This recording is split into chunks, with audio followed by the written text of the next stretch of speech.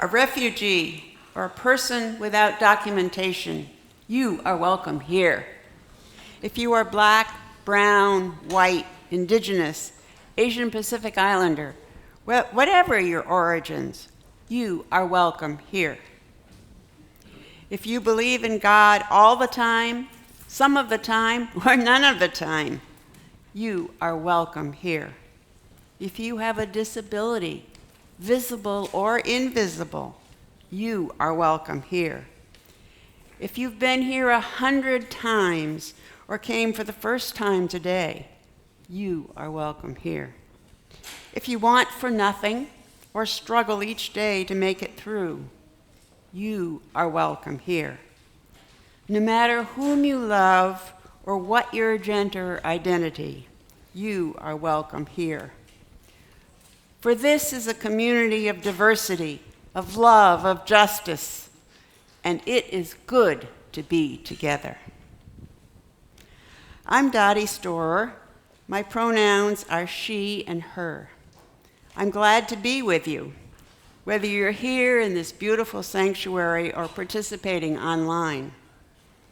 Joining me is our lead minister, Reverend Krista Taves, our welcome person, Tim Gardner. Would you stand, Tim? He's in the back, way back. Tim is here for our guests. Carl Serbel is here for Sunday Pastoral Care. Carl's over here. See him if something is weighing on your heart. If you have young children staying with you in the service and they start getting restless, you're welcome to take them to the fellowship hall where there is a live feed of the service and they can run around all they want. Let us now enter into the spirit of worship.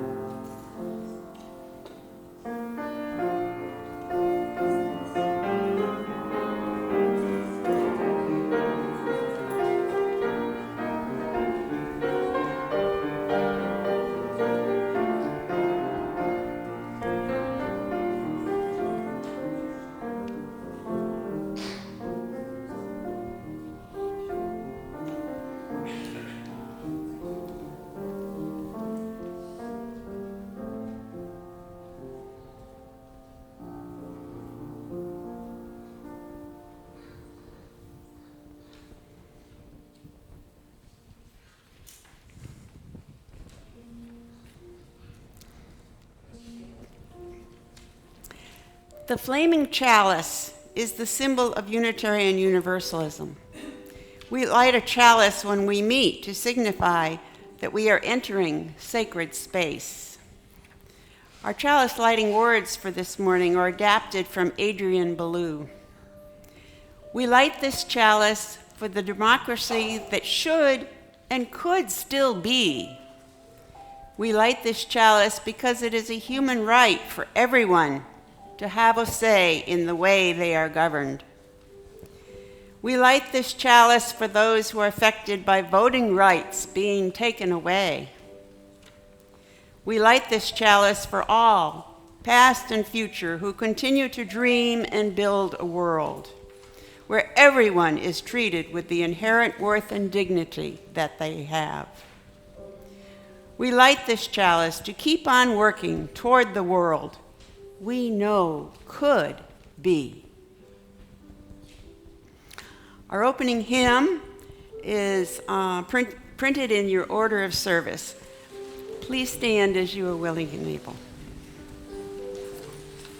Okay.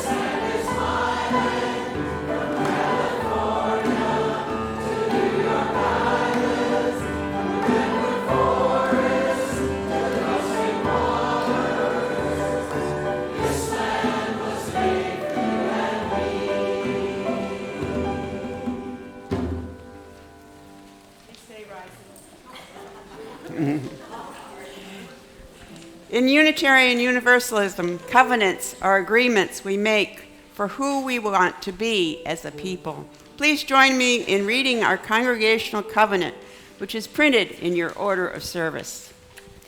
As a free congregation, we promise to one another our mutual trust and support. To create beloved community, we promise to be kinder to each other than we have to be, to listen fully to each other with an open mind and heart, to speak responsibly and respectfully, and find ways to improve our church for all members and friends. Please be seated. And I would like to invite all of our children and those who are, and I'm talking too soon.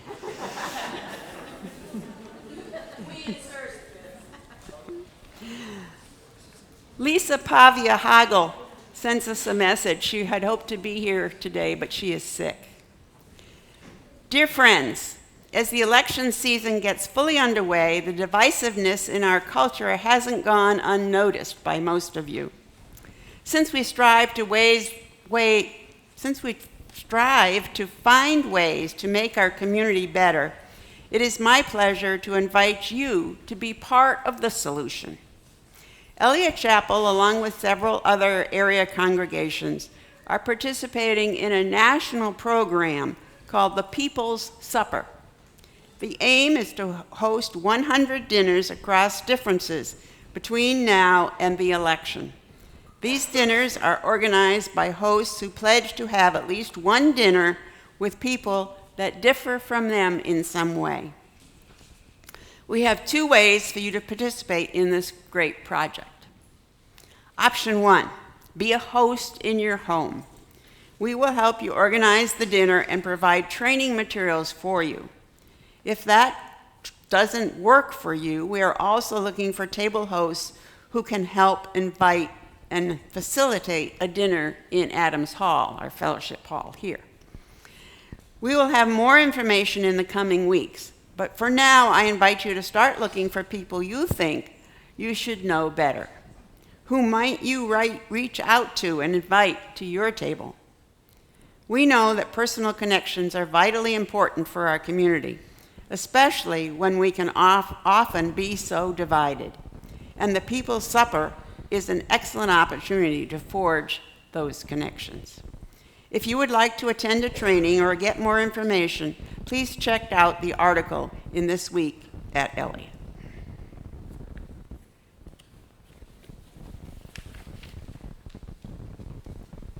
And now, I would like to invite our children and those who are young at heart to come forward for our story called Enemy Pie.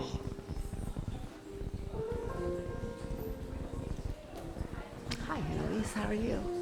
Good. Hi, Mozzie. Hi, Virginia. Hello.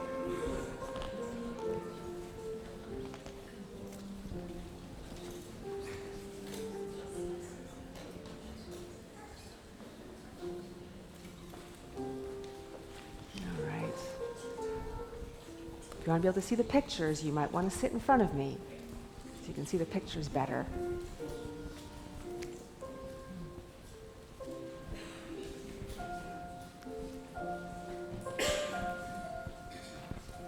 All right, so good to see all of you on this beautiful, beautiful September morning. So this story is about how we might be able to get along with and even become friends with people we think we could never, never like. It's called Enemy Pie. It should have been a perfect summer. My dad helped me build a tree house. My sister was at camp for 3 whole weeks, and I was on the best baseball team in town. But it wasn't. It was all good until Jeremy Ross moved into the neighborhood right next to my best friend, Stanley. I didn't like Jeremy Ross. He laughed at me when he struck me out in baseball, and he had a party on the trampoline, and he did not invite me. He did invite my best friend, Stanley. Jeremy Ross was my one and only enemy. I'd never had an enemy before, but I guess I needed one. I hung it up. I made a list of my enemies. He was the only one on it. And I hung it up in my brand new treehouse. Yes, Mozzie, you have a question. Yeah, One question. I didn't know he still didn't know he the right there. Yeah, The grown up right. the rock the grown up. I think we're going to learn more about that as the story goes on. I'm pretty sure, okay? But my dad understood enemies. He told me that when he was my age, he had enemies too, and he knew how to get rid of them. How? I said, how? Tell me. He said, okay. And he pulled a shabby recipe book off of the kitchen shelf and opened it up and took a worn out scrap of paper with a recipe for enemy pie. You may be wondering what exactly is in enemy pie. I was wondering too, but Dad said the recipe was so secret he couldn't even tell me, so I decided the recipe must be magic. I begged him to tell me something. He said, enemy pie is the fastest known way to get rid of enemies. Now, of course, this got my mind working. What kind of things, disgusting things, would I put in an enemy pie? I brought Dad weeds from the garden, earthworms, and rocks. I even gave him the gum I'd been chewing all morning. But he said no, he didn't need those, and that I should go out and play. So I went out to play, and I shot baskets into the basketball hoop. I threw a boomerang that never came back. And I listened to the sounds of my dad chopping and stirring and blending the ingredients of enemy pie. This could be the best summer after all. It was going to be awful. I tried to imagine how horrible it would smell, or what it would look like, or what it would taste like. Oh, but then I smelled something really, really good, and it was coming from our kitchen.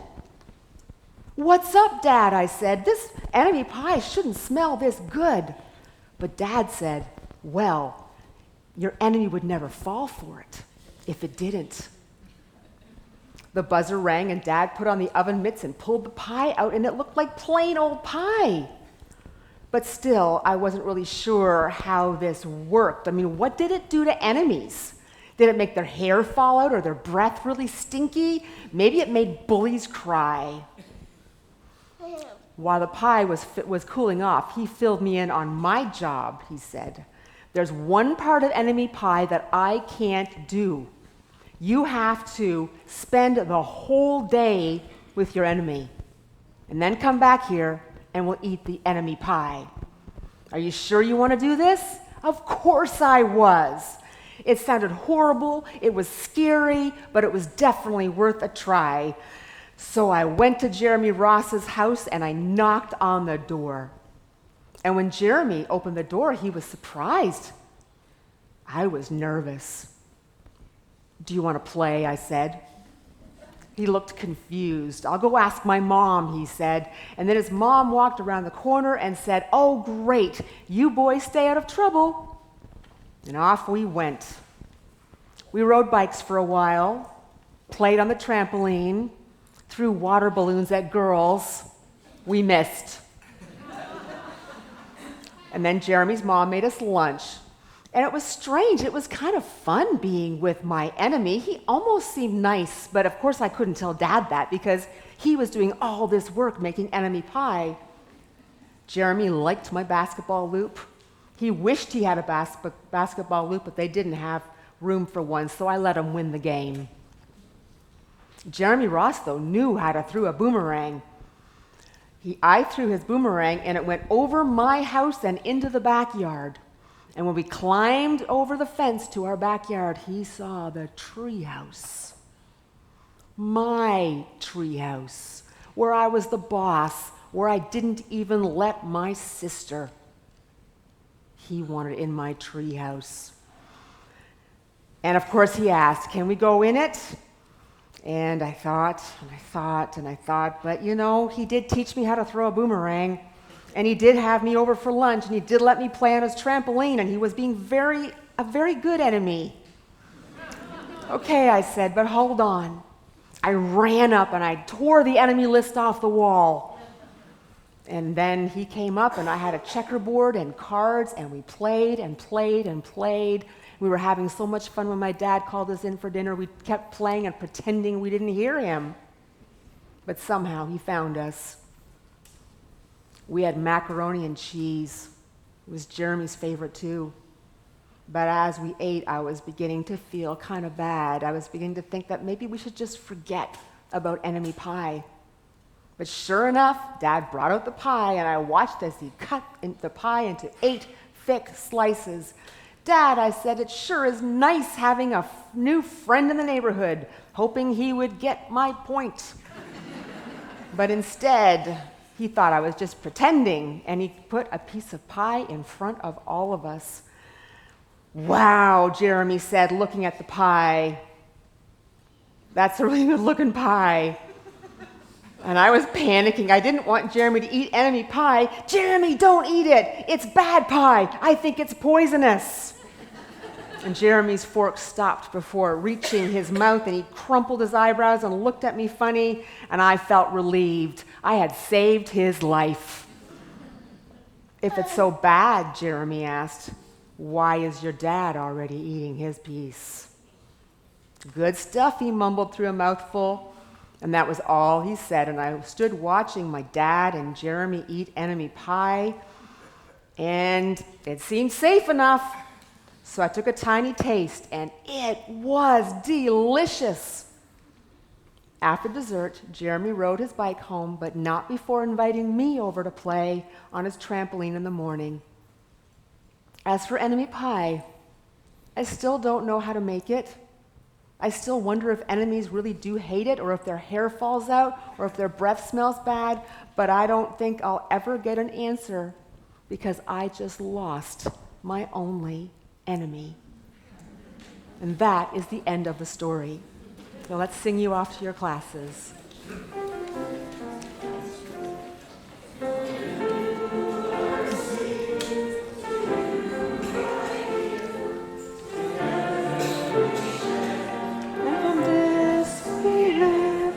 From you I receive, to you I give, together we share, and from this we live.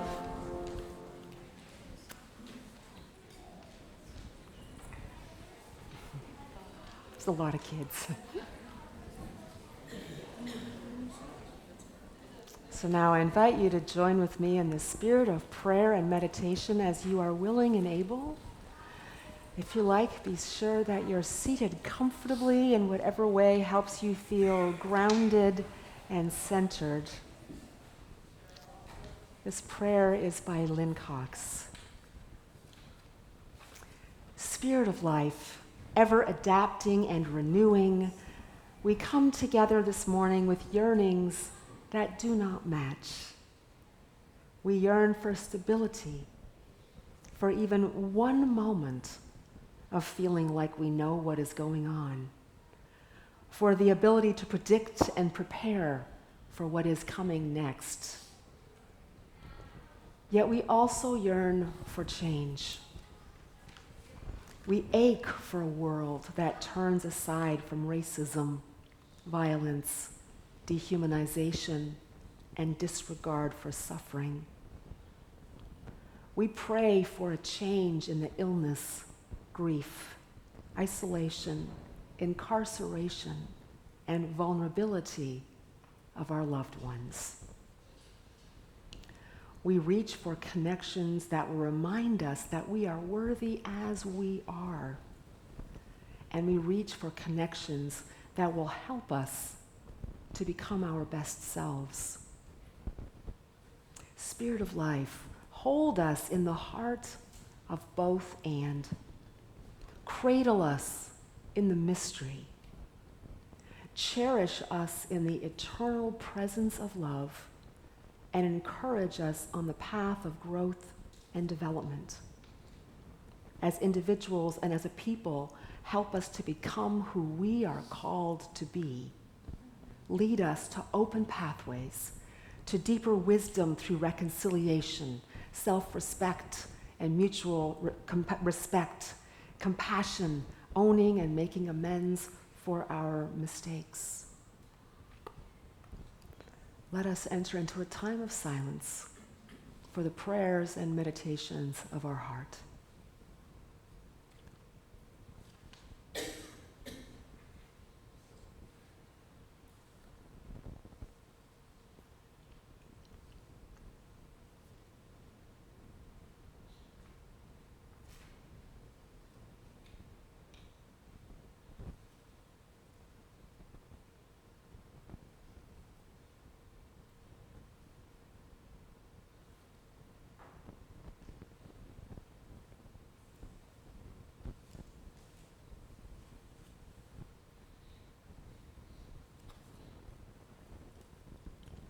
Let us speak the names of those we would hold in prayer.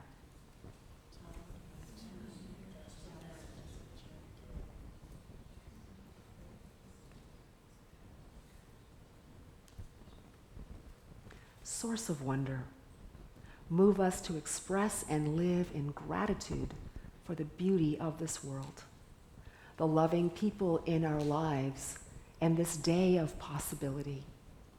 In the name of justice, equity, and compassion, this we pray. Amen, and blessed be. I would invite you now to stay seated for our meditative hymn, My Country 'Tis of Thee. It is in your order of service.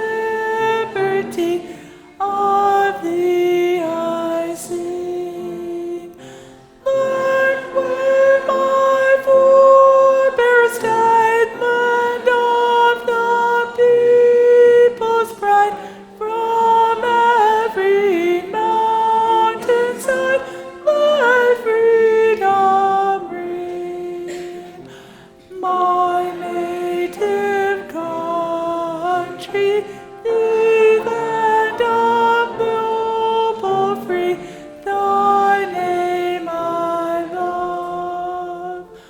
I love thy rocks and rills, thy woods and templed hills.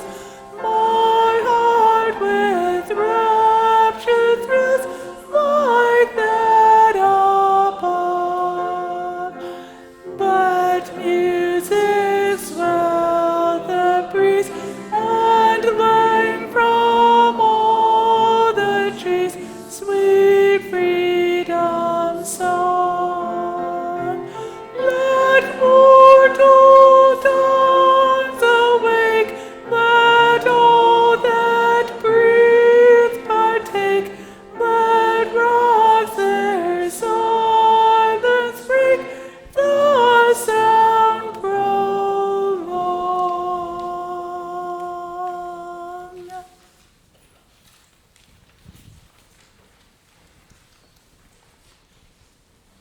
I have some great news.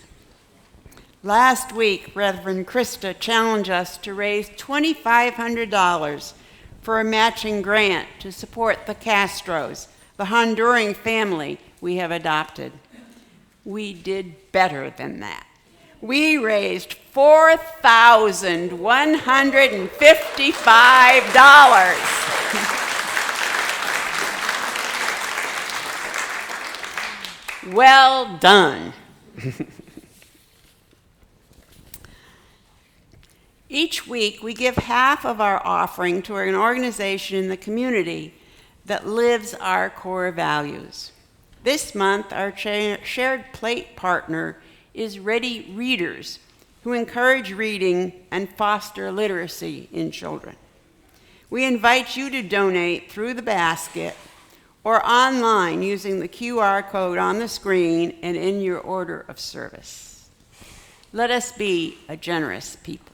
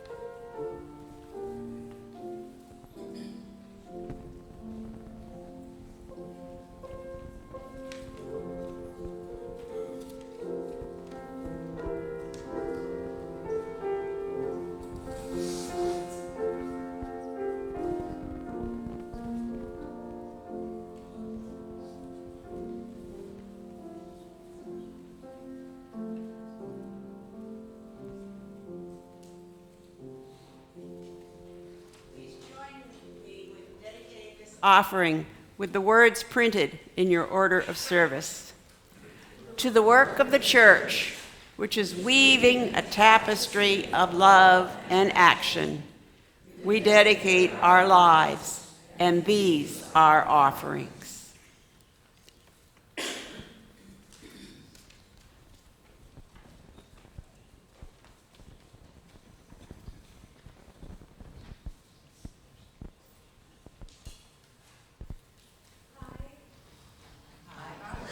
I'm good. My name is Ashley Jaworski. My pronouns are she, her. In 2022, my family and I began attending Eliot. I had experienced 2 traumatic pregnancy losses, including an ectopic pregnancy in the previous year, and was navigating a new pregnancy without the legal protections I had for care prior to the Dobbs decision overturning Roe v. Wade. I was terrified, but I found comfort in the sense of beloved community we found at Eliot. Week after week, we attended on Sundays, and week after week, I cried through the entire service. You can ask my husband. I was profoundly moved by the social justice work of the Eliot congregation, and I felt a pull to get involved myself. After my son Jude was born, I started volunteering with Abortion Action Missouri. Over the last year, I've had the opportunity to collect signatures for Amendment 3.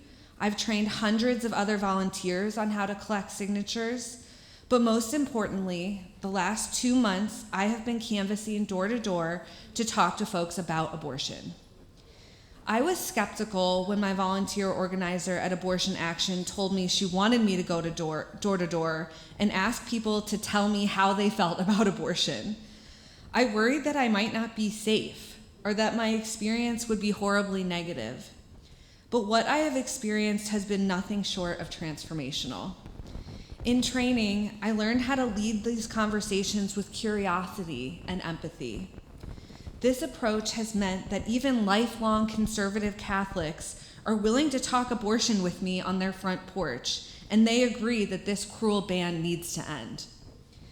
I know that most of you at Eliot are voting yes on Amendment 3, and we are so grateful for that support. But the conversations we need to be having are across the aisle, with folks we might not agree on about everything.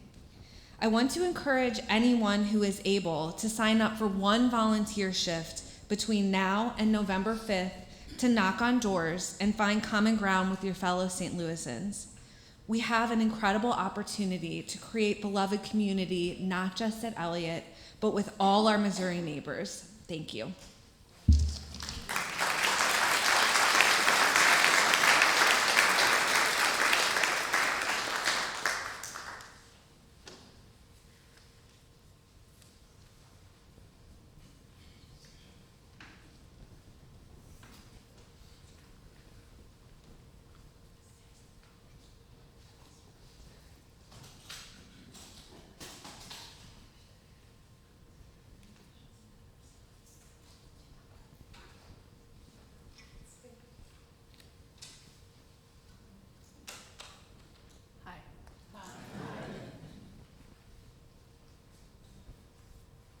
Give me a second.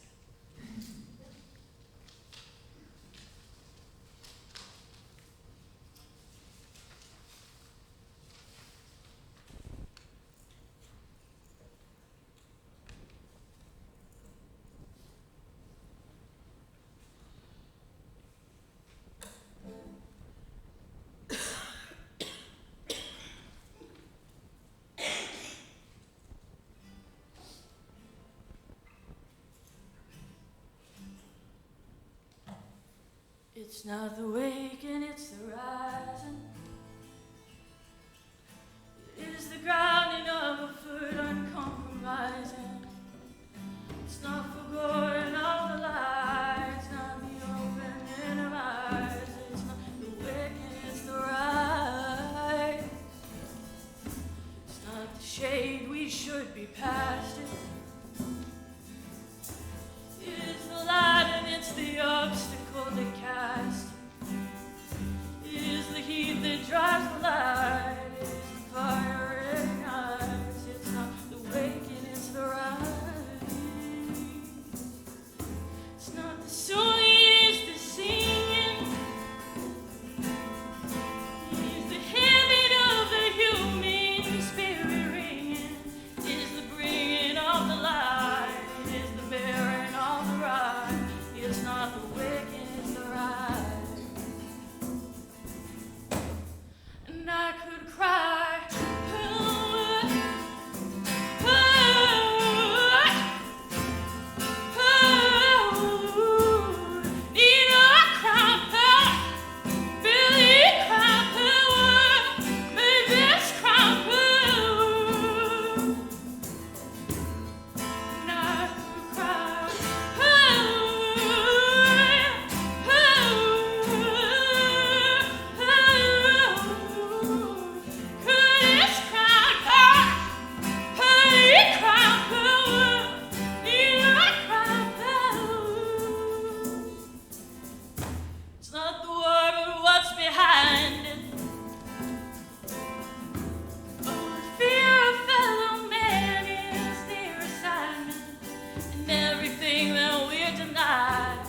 By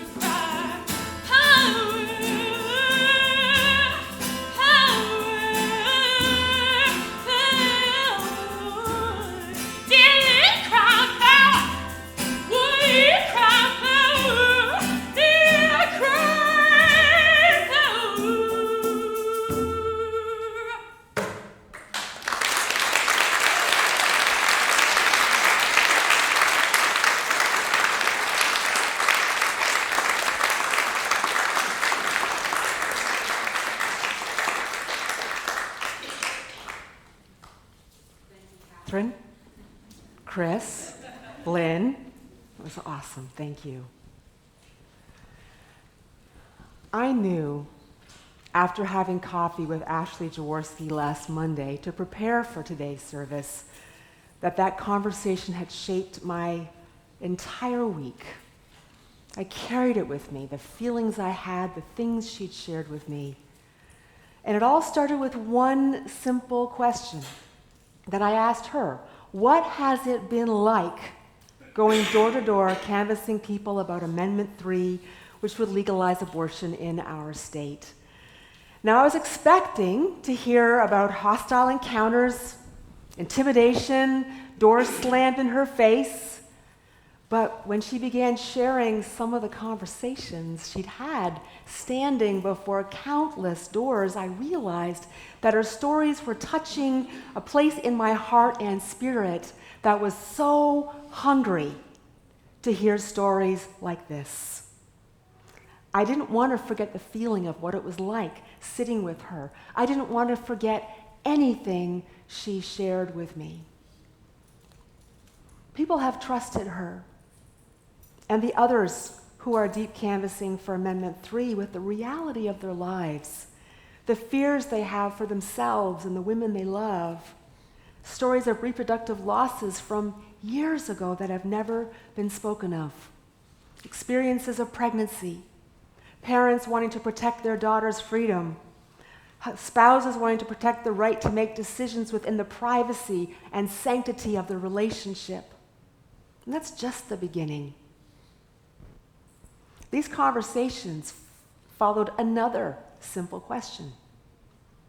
How has the total abortion ban in Missouri affected you or someone you know? These conversations cross the partisan lines that are defining who we are, who we can be, and what is possible. The deep canvassing Ashley spoke of leads to heartfelt conversations with Republicans, Democrats, independents, suburban, urban, rural people, poor people, rich people, middle-class people, people of all races and experiences. And based on these conversations, there is a growing conviction that Amendment 3 will pass. But don't hang on to that, because it's 2 months away. Well, after Ashley and I parted, I realized how renewed I felt, knowing that the lines that we've drawn, that have hidden from each other, that it doesn't have to be dangerous to cross them. It doesn't have to be dangerous to have real conversations about the things that matter to us. I was so happy. I was actually elated to hear that the real connections can be made talking about one of the most divisive issues of our day, abortion. And then came Tuesday night, the presidential debate. How many of you watched the presidential debate or pieces of it afterwards? And as we listened to the lies and the hatred and the fear-mongering of one candidate, I tried to remember the feeling I had with Ashley.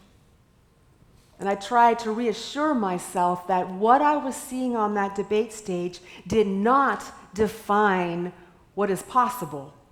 Instead, the one-on-one conversations that Ashley and other canvassers are having with people on their doorsteps are infinitely more powerful because they are based on curiosity and empathy. They are based on a deep caring for each other, which is infinitely more powerful than hostility. Now, I don't know about you. I assume this may be true for you as well, but I realized how hungry I have been for these connections. I am grieving that they increasingly aren't there. I'm more lonely. I've grown more fearful and distrustful of people in the last 9 years. I am often sad. Some of you have shared with me that you have lost a loved one because you can't talk anymore. It's become so difficult. I mean, think about it. How different is your life from 10 years ago, 20 years ago, and if you're older, 30 plus years ago compared to now? Chances are you had a greater diversity of people in your life. It's become a foregone conclusion that differences of opinion mean that you can't have real, authentic relationships where you can trust, be vulnerable, receive respect, and care. And this takes its toll. It has taken its toll on all of us. I think for many of us, we have become traumatized by the divisiveness and the divisions of this time.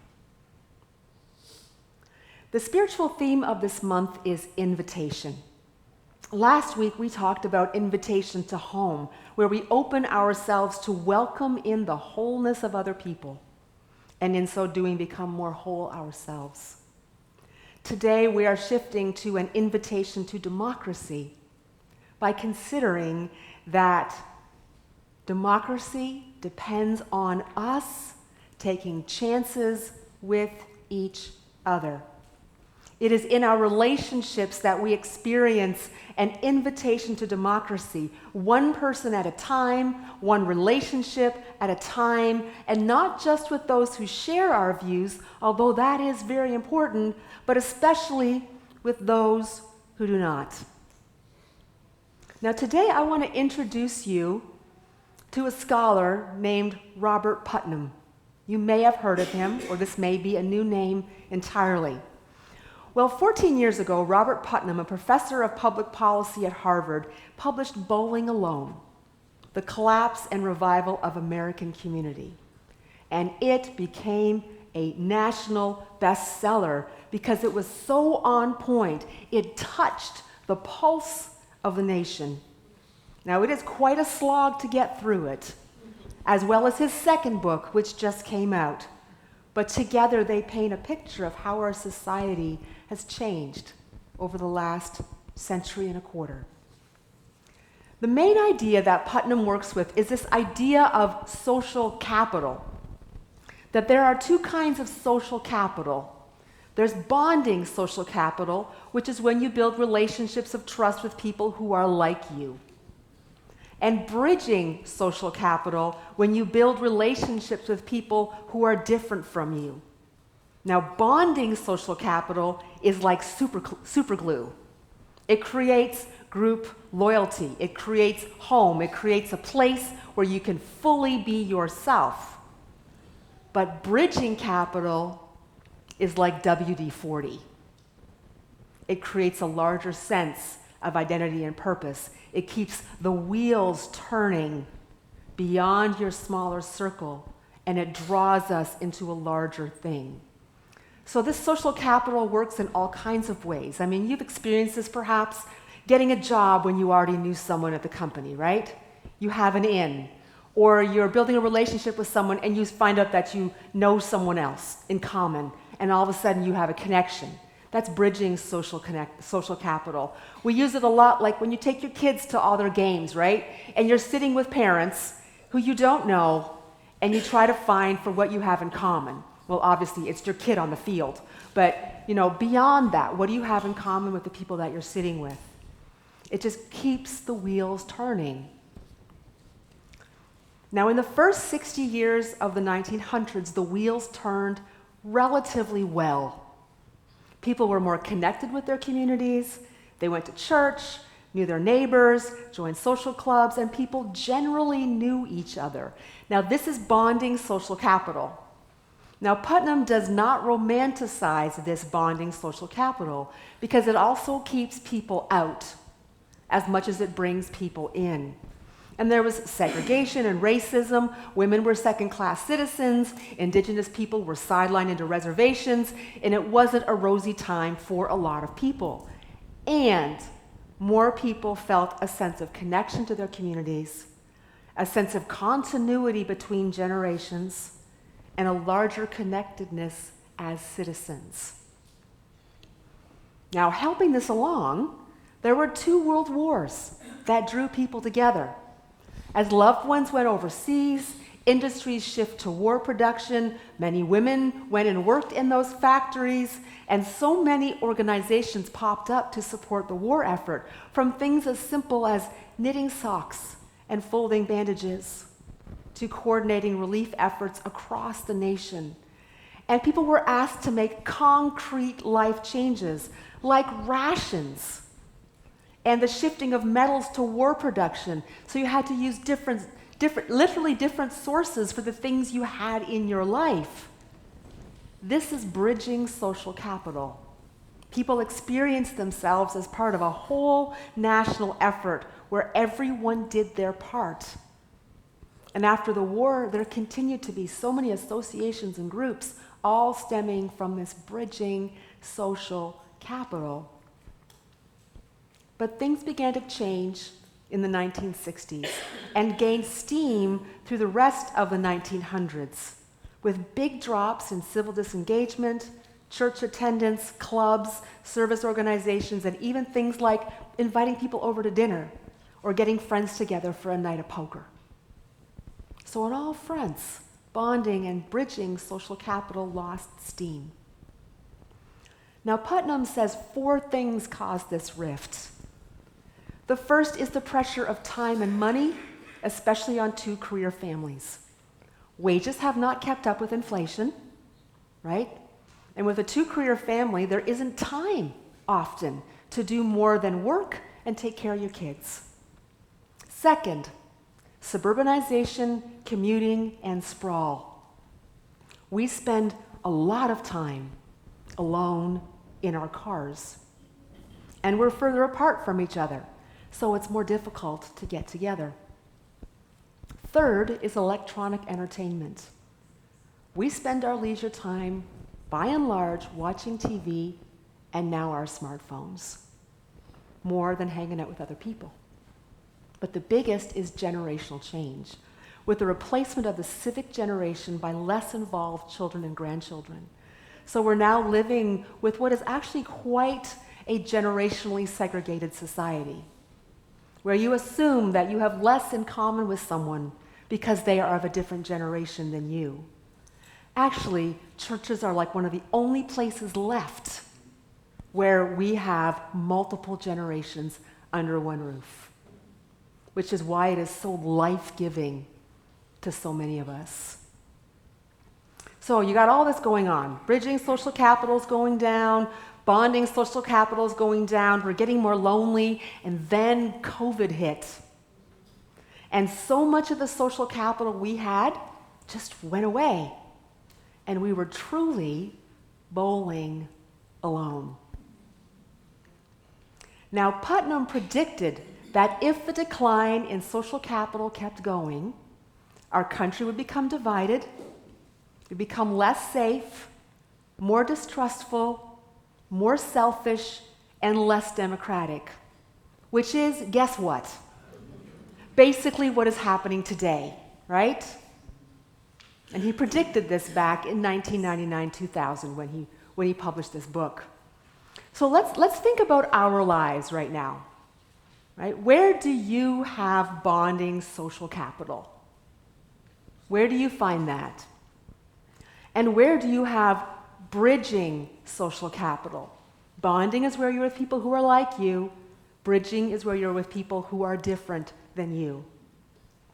I can't tell you how many people visit this congregation and tell us that they are looking for community, for some place to belong where you are known and you know, and where you belong and where you can make a difference. You're tired of bowling alone. You're looking for bonding social capital, and a congregation with diversity like this, we also offer opportunities for bridging social capital. That's one of the things that makes this congregation and Unitarian Universalism so unique. That bridging social capital is built, it's baked in to our faith practice. But it's also true that we probably do a whole lot better job of bonding social capital. Bridging capital is a lot harder. It's a lot harder, especially now. It didn't used to be this hard, if you can imagine that.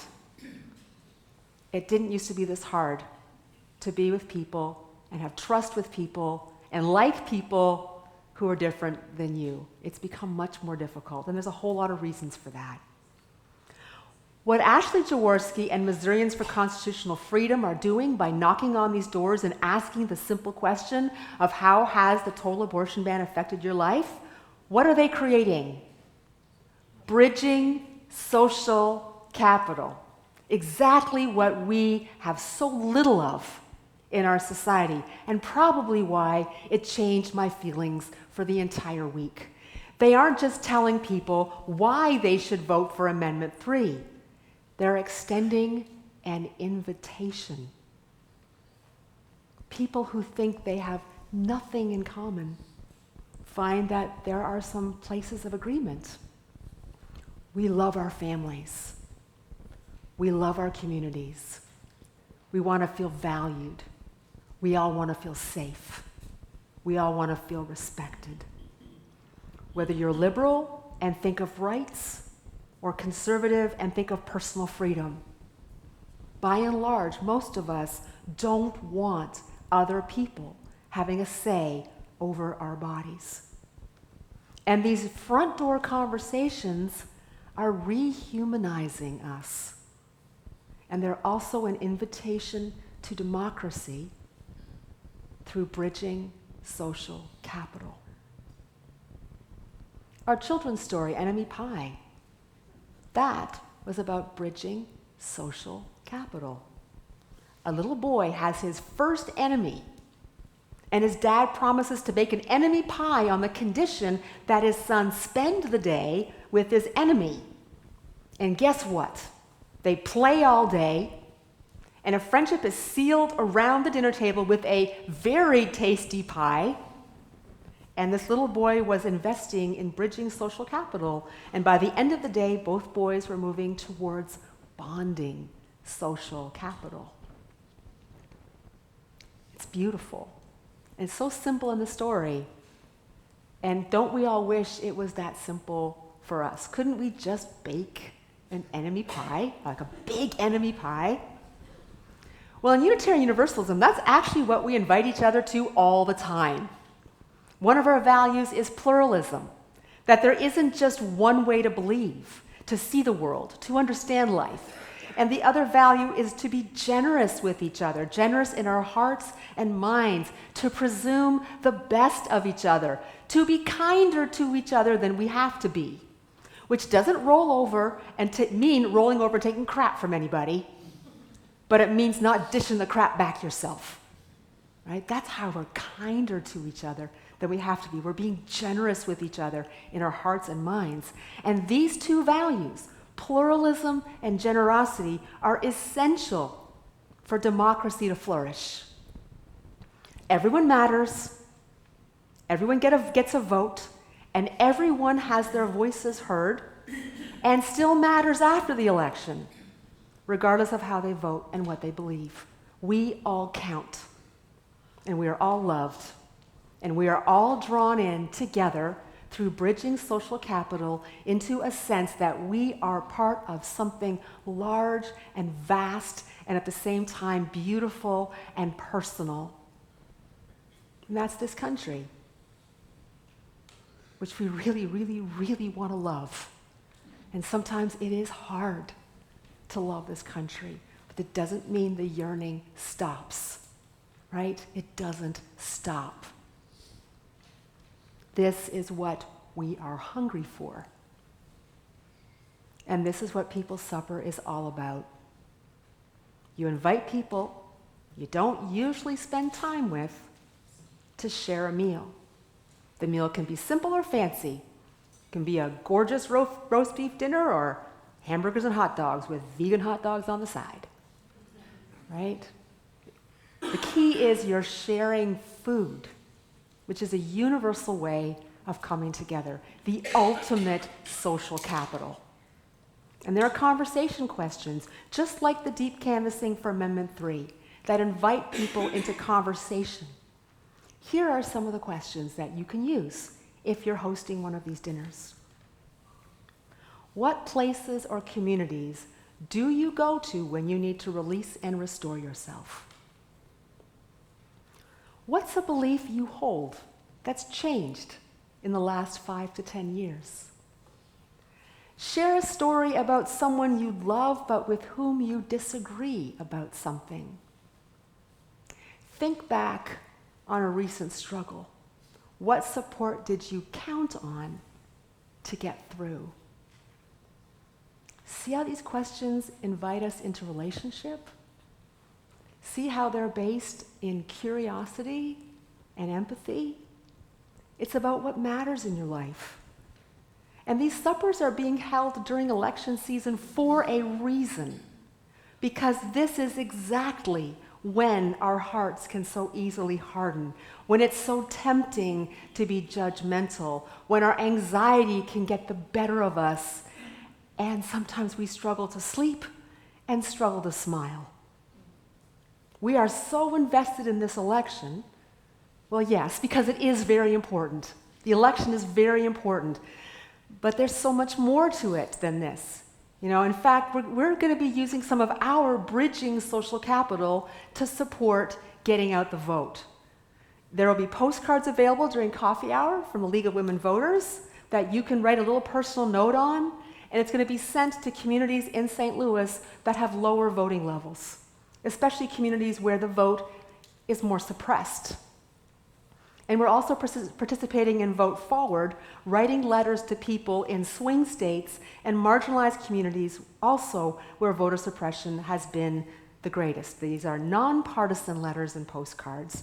These are social bridging ways to serve. And they're all over in Adams Hall. There's piles of postcards in Adams Hall. But the way to protect our democracy is not just by voting, but by the relationships we build in our neighbors and in our communities, relationships that we hope will outlast this election and plant the seed of renewal in our country.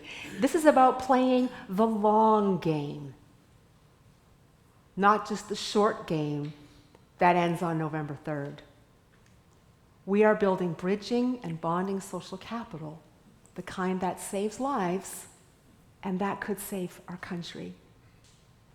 Can you imagine yourself at a people's supper? Can you imagine hosting a people's supper? Consider this your invitation to democracy. Thank you. Amen and blessed be. I invite you to rise for our closing hymn, number 1017, We Are Building a New Way.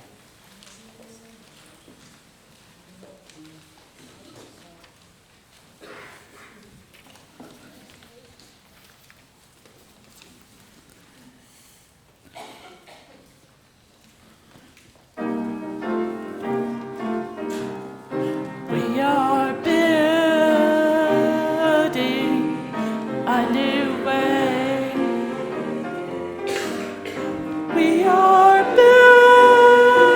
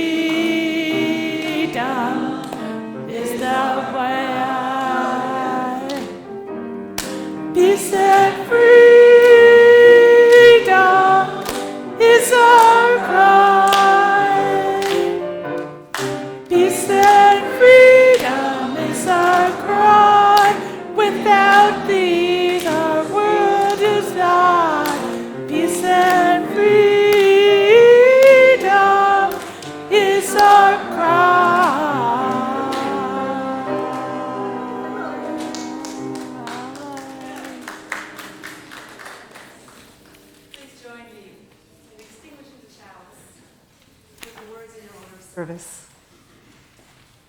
We extinguish this The chalice, but not the light of truth, truth, the warmth of community, or the fire of commitment.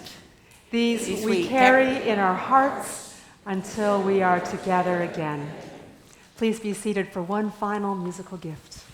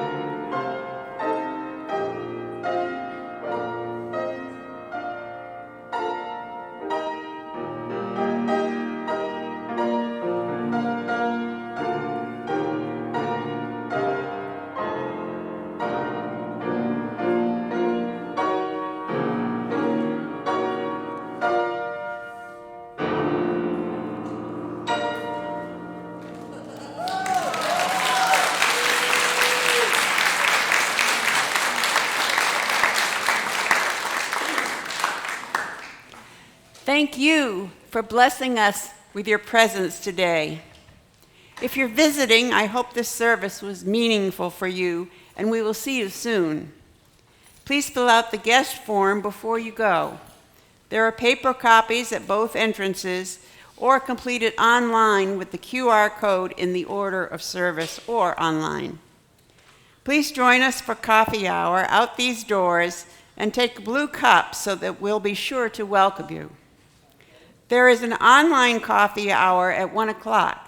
The link is in the weekly Eliot on Zoom email, available by request from the office. And now, may the Spirit of life hold you. May love bless you, and may joy inspire your days. Go in peace.